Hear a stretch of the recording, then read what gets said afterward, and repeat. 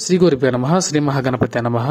ఈరోజు 28 డిసెంబర్ 2023 వారము గురువారము, సంవత్సరం శోభకృతనామ సంవత్సరం, మాసం మార్గశిర మాసం, తిథి బహుళ పాడ్యమి, ఉదయం 6:43 వరకు కలదు.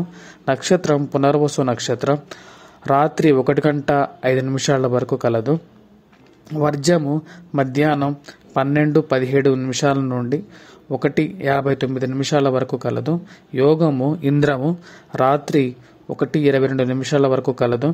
కరణము కౌలవ ఉదయం 6:47 వరకు.